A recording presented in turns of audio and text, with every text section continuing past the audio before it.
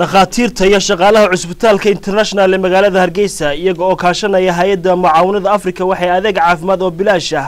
isla markaasina waxay raashin u qaybiyeen 200 oo qoys oo ka tirsan dadweynaha degmada Cadaadle ugu horreyn waxa dhakhaatiirta cusbitaalka international iyo madaxda hay'adda Afrika ku soo dhaweeyay gudoomiyaha degmada Cadaadle Xasan Xuseen Maxamed kaas oo ugu horreyn u mahadnaqay dhakhaatiirta cusbitaalka international ee magaalada Hargeysa adeegan caafimaad ee bilaashka ah ee ka fuliyeen degmada awgeed waxaanu sheegay inay aad ugu baahnayeen dadweynaha degmada Cadaadle adeeg noocan oo kale ah taliyaha madaxweynaha ee arrimaha bulshada Maxamed Dimbiil oo isna halkaasi ka hadlay ayaa sheegay in xukuumad ahaan soo dhaweynayaan adeegyada mucaawanada ah ee loo fidinayo dadweynaha reer Somaliland cusbitaalka international wuxuu ku amaanay sida tabaruca ah ee ugu shaqeynaya ummadda reer Somaliland ee jilicda san ee aan awoodin inay adeeg caafimaad u doontaan magaalooyinka waaweyn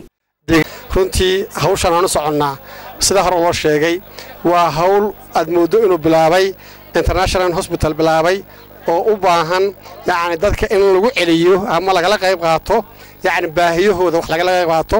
oo markii yaani mesela yaani chance loo helo yaani in dadka muxuu ahaa aan soo gaareen tuulooyinka ay soo gaareen adeegyada caafimaad in lagu caawiyo runtii waa hawshan noocaas ay adeegaas muxuu ahaa international bilaabay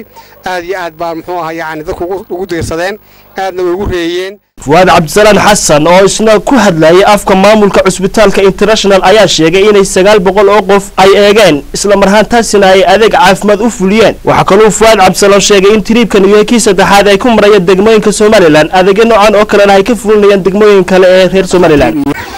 waxaanu joognaa magaalada Cadaadle oo cusbitaalka caalamiga international hospital Hargeysa